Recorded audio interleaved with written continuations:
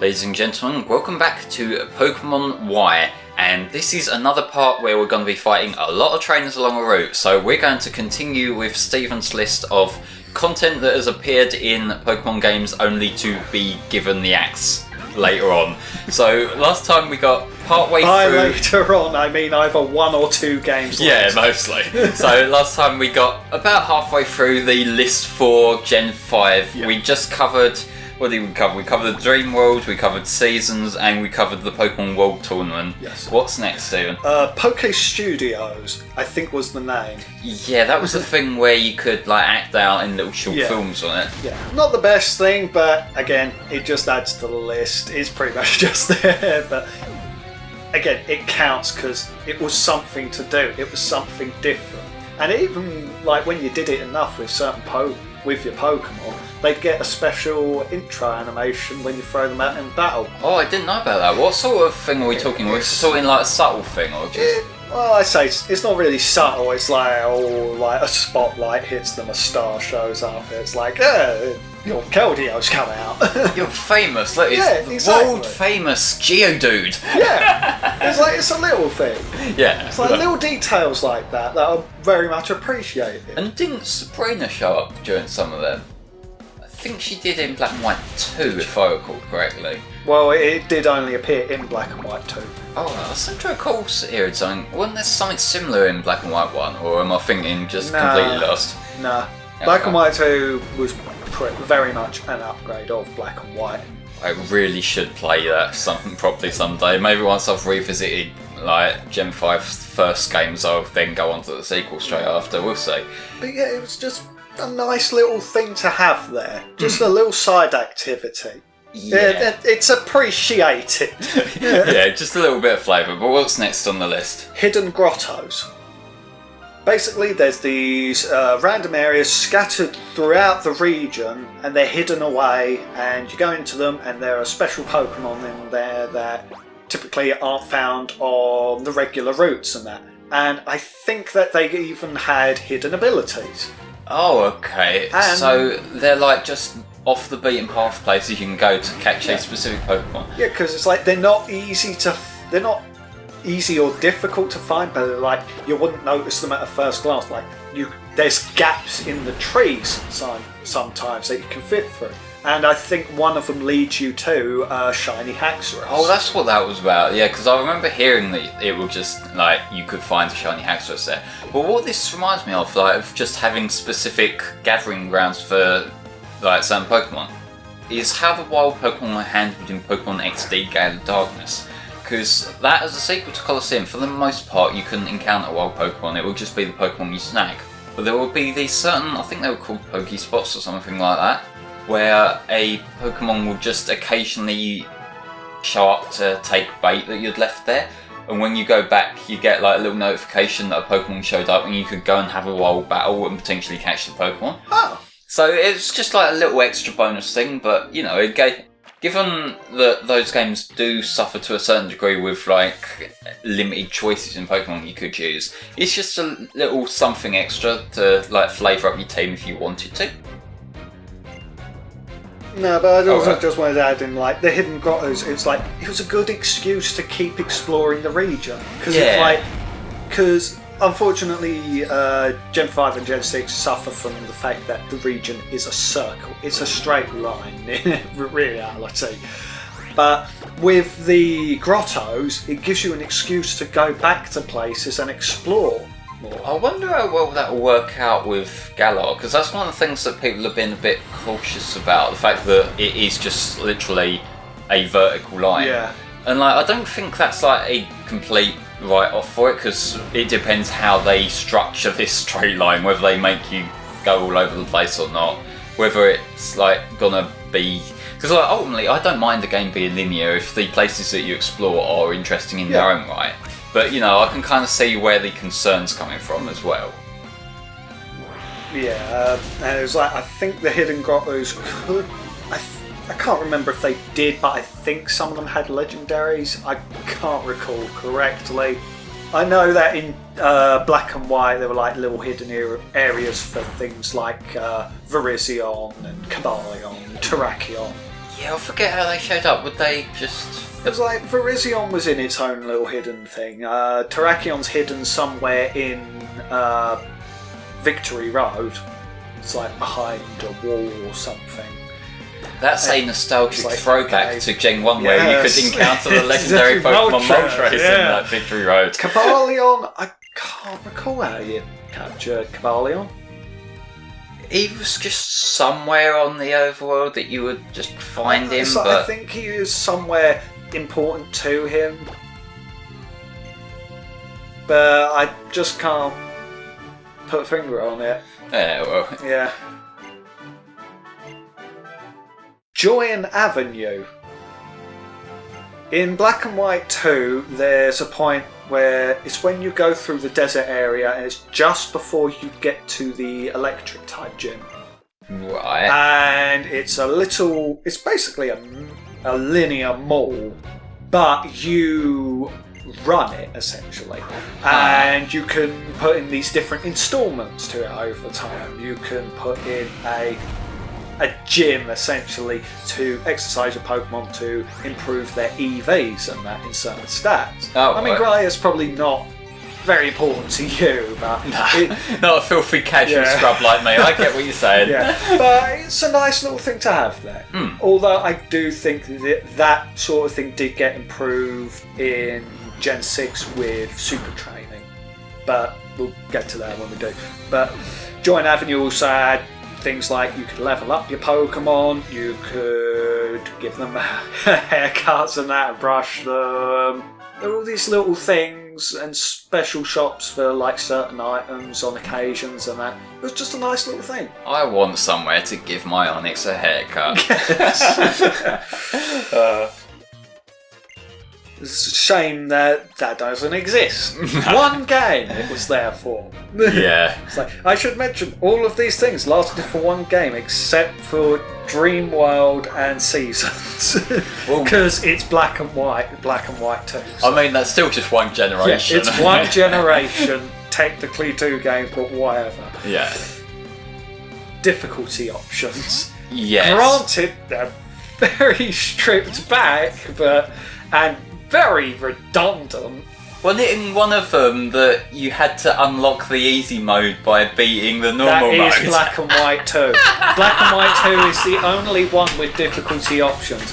You unlock easy mode by completing normal mode. What is the fucking point? That's the sort of thing that you would think someone sat down and that's been on the drawing board of like, should we make the easy mode available at the start, or no, we should let you unlock it by beating the harder mode. Why am I going to replay it on an easier mode? That's the problem with X and Y onwards. It's so flipping easy. So, if you were to then restart the game, how would that work? Would it be just like a fresh file? I don't know. I can't imagine Pokemon having like any kind of New Game Plus or anything. I doubt it. I've never looked into this because, like I say, I've barely touched Black and White 2, but I can't see that being substantial enough for you to think, I'm going to replay the whole game again. We'll have to look it up afterwards. Probably. Because I'm really curious about how that functions, because I never even used the difficulty options. But again, lots of people actually appreciated being given a hard mode. Clarify this for me, because I've heard this and I'm not 100% sure. Isn't it a version exclusive thing of one of them gets easy mode and one of them gets hard mode? I don't think so. I've heard that before, but I can't verify. Oh God, that's horrible if it is true. I'm praying that's not true. I don't think it is. I don't recall ever seeing complaints about that, but... Alright. Gen 6. Yeah, this is when we really get into the meat of things that have been removed. Photos. Yeah. Granted, they're not that great in this, but could have been improved. Yeah. Something that should have been improved. I mean, there's sort of photos in Gen 7, but you're taking pictures of other Pokemon rather than yourself. And they're not permanent. So. Nah. Horde battles. Thank fuck they're gone. I don't hate them.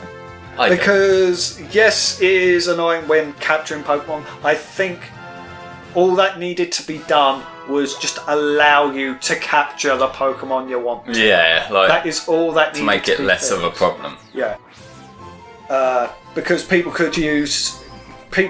use that a lot for like EV training and that, because it's like find a specific spot where all these Pokemon spawn for horde battles and you'd be farming them with ease. Slap an item on your Pokemon, it'll double that amount.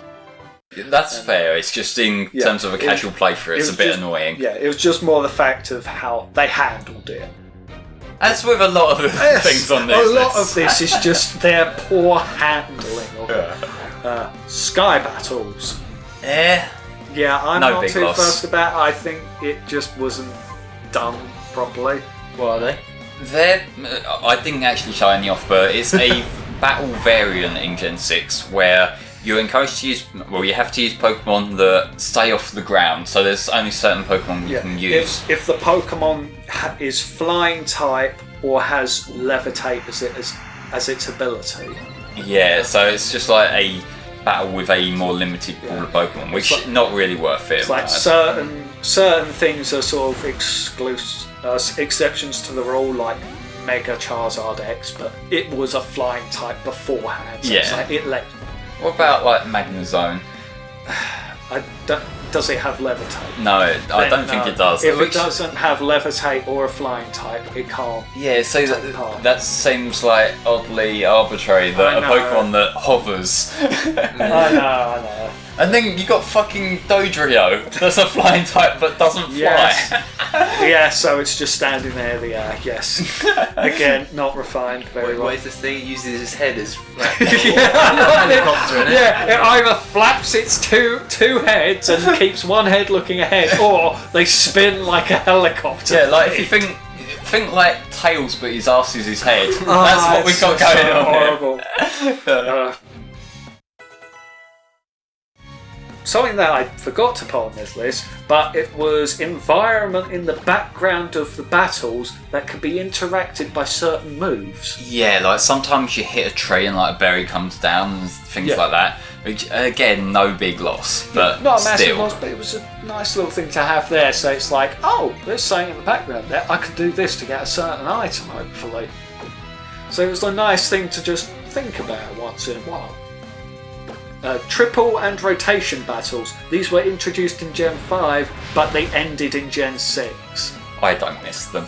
I think they were fine.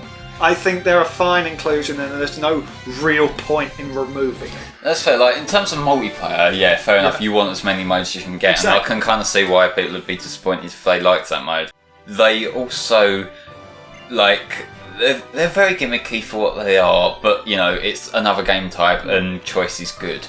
But I don't miss them being showing up in single player. But I just don't see as a point to remove them. And that's fair. Also slapping inverse battles there as well. Yeah, it's the same kind of thing really, and it's just like an extra game type if you want it. Because I've never played this on multiplayer properly. Can you do inverse battles over multiplayer? I can't remember. Because that'd be kind of cool if you could. But powers. Eh. They're particularly useful for the people that were into the hardcore battling and that. Yeah, I kind of have had a few too many nightmares about Mr. Bonding to actively miss them. Yeah, but even so, it's like you've got experience increases, you've got hatching eggs increases, attack power increase, defense increase, and that. There's certain ones that are kind of pointless, but things like being able to hatch eggs faster and that were certainly appreciated. Yeah. Guess which features I never touched throughout my run of both X and Y and Omega Ruby? Powers. That's the one. Yes, I know you'd never use. But there's also things like increasing catch rates as well. Yeah, stuff that could be legitimately helpful. So that's something that if they're not going to outright replace it with something, then it's kind of redundant taking it away. The PSS. Yeah, that's the little bottom screen thing. That is a sin to remove that, because technically it got replaced by Festival Plaza in Gen 7, But everyone hated that. Yeah. The PSS was perfect the way it was. It's just like a convenient interface, Yeah. isn't it? You don't have to walk around some little area with like characters who don't stop fucking talking to you. Instead, it's like it shows you your friends, it shows you recently interacted with, it shows you random people that you could interact with at that point to just trigger a random battle with. And it's just, why would you mess that up? Because Why? they like to do that. What's next? Just super training.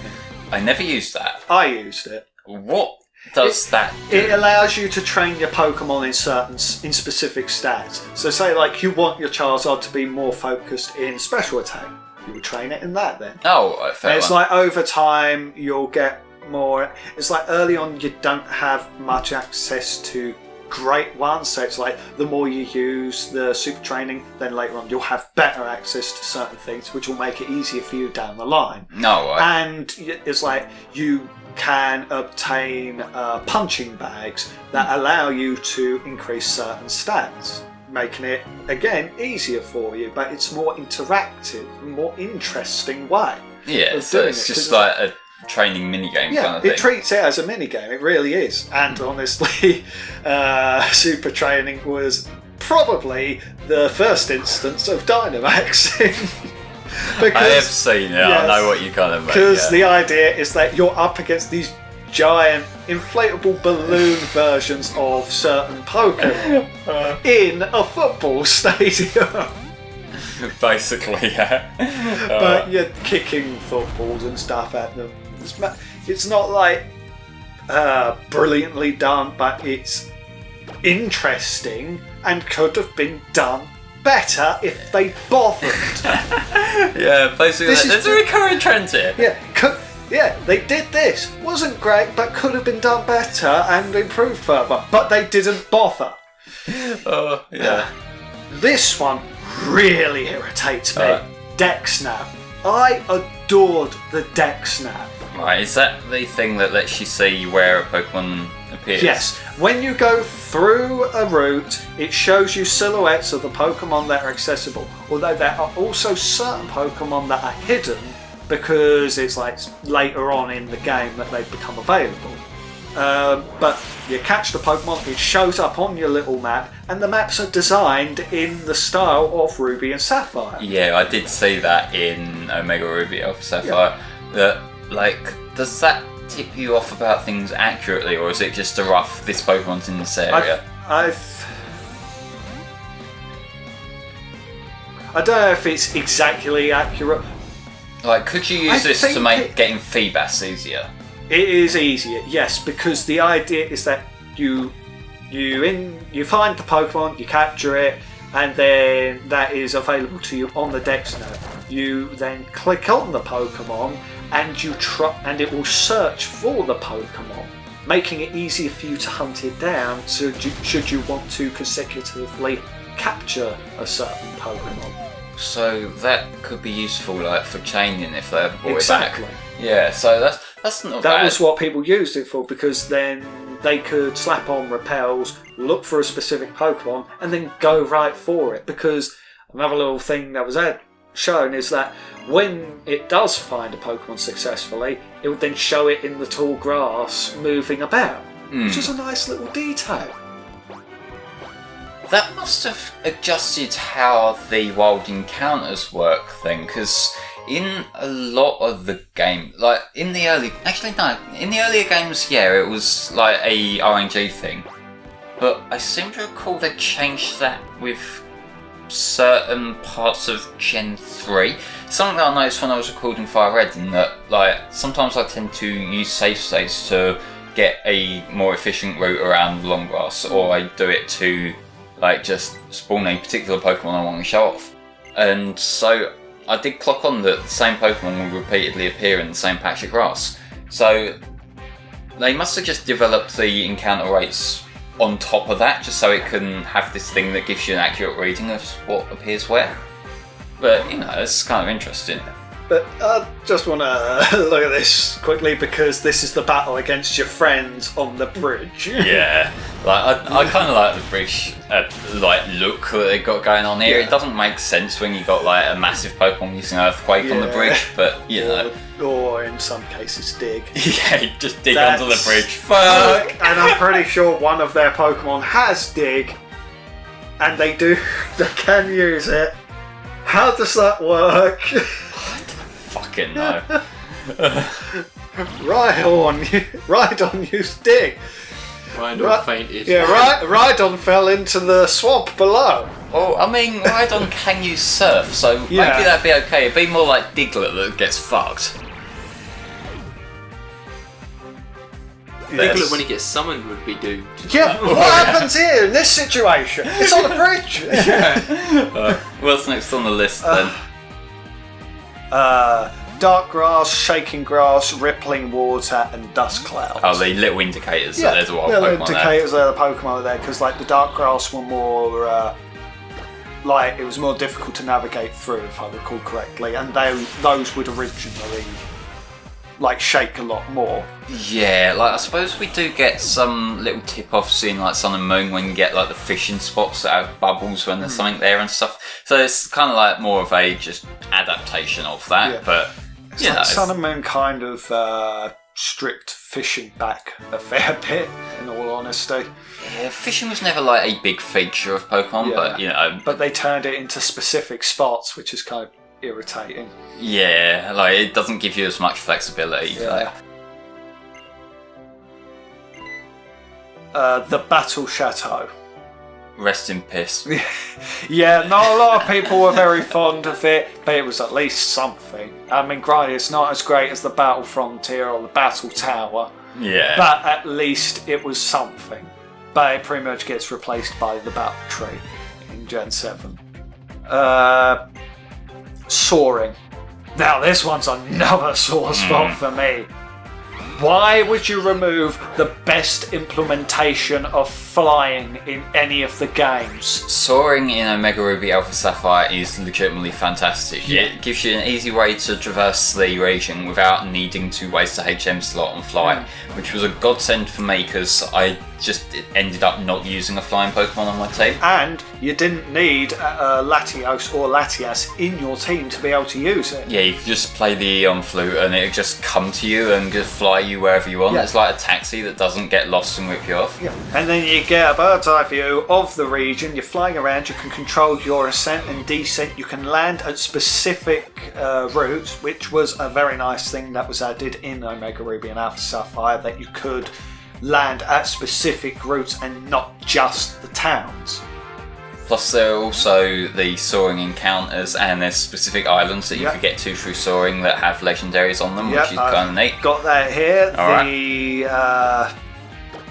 It's the Mirage spots. Yeah, so the way the Mirage spots work in Omega Ruby Alpha Sapphire is, I believe it's once a day a new one's generated, like that there's one of Hooper's rings at, that you just fly over on the back of Latios or Latias and you land there and you're just having an encounter with that particular legendary. In fact, it's not one a day, it's like it rotates depending on different factors. So like with certain Pokemon, like you get like you need certain Pokemon in your team, or you need like high friendship with your Pokemon, and then there's ones like the Jurassic Clone Trio where it's like it rotates at different points during the day.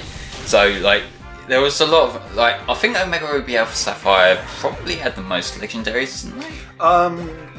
No, because Gen 7 Ultra Sun and Moon brings in the ability to travel through Ultra Wormholes, which allows you to interact with every legendary. Everyone is Every legendary. neat. Actually, like I haven't played that, so yeah, fair one.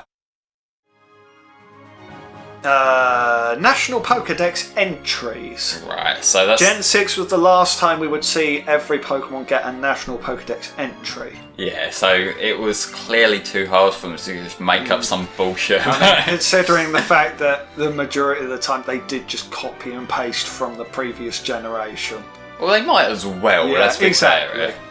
It's like, it's kind of pointless not putting them in, but at the same time, it's like, I've seen the same Pokedex entry before, but then again, if you're a new player, you want to read about the Pokemon you've caught or traded over, so... Yeah, it's like, another thing that it's just a bit of flavour to give you more information about the Pokemon world. They might as well just put an old one in if they can't be asked to write new ones. Pikachu costumes. I like that in Omega Ruby Alpha Sapphire. It's like, yes, it's a bit gimmicky, but it was nice. I use Pikachu Libre on my team. Yeah, Pikachu Libre is a popular one. But yeah, well, it's got Flying Press. I love that move. It's like, I'm pretty sure that is its like ultimate move in Poké. Yeah, like flying. It's flying and fighting type damage it does. So like you can kind of double attack on it. Like, it's a fucking It's cool like move. a wrestling move, you know, like Body slam thing. Yeah, essentially. Yeah, it flies up in the air and then pounces down. Yeah, because like she stands up on the wrestling ring corner, like chants, jumps up in the air, does a backflip, and then slams down on the enemy. It's like, I will say it's been overshadowed slightly by Incineroar's malicious moonsault, which is fucking badass as fuck. It's but, like it's fucking cool. Yeah, it's got a slightly enhanced name in Smash. It's not just malicious moonsault, it's like super malicious or something like that, because like you've got the added explosion afterwards. What did you do? And plus the fact that it hits everyone, hits them up the way. Incineroar basically grabs the enemy, throws them into the side of the arena, because once Incineroar uses its move, suddenly there's an arena that's spawned around it, flings them into it, uppercuts them up into the air or something like that. Yeah. And as they're flying up in the air, Incineroar follows, beats them up as they're going up in the air, like kicking them, punching them in the gut. Dragon Ball Z, like. Pretty much. And then the icing on the cake, Incineroar is above them, turns upside down, headbutts into their back, while his arms are crossed with just this egotistical look on his face. They go crashing down into the centre of the ring, and an fiery explosion engulfs the area. That's cool. It is legitimately and then the great. enemy is sent flying out of the area. It's like, I'm not a massive fan of Incineroar's design, but for that alone, I'm just like, I'll let it pass. Oh, Incineroar was my favourite of the Alolan stars. I preferred Decidueye. Decidueye's cool, but fucking wrestling giant cat. It looks too much like a fighting type, and that irritates me. I think there was a lot more that could have been done with Incineroar. Well, you're wrong. No. Read us probably one more from the list in this part. Friend Safari, another big one that was introduced. Yeah. It's like Gen 6 introduced a lot of good stuff. It's like people look back on Gen 6 and are like, oh, there wasn't that much going on. But there are a lot of good things here that were good quality of life changes. But then never... Yeah. The Friend Safari, I will actually show that off in the post game, so we don't need to cover that too much. But it's still kind of cool. It's like, I just mention the fact, like, you get a little safari depending on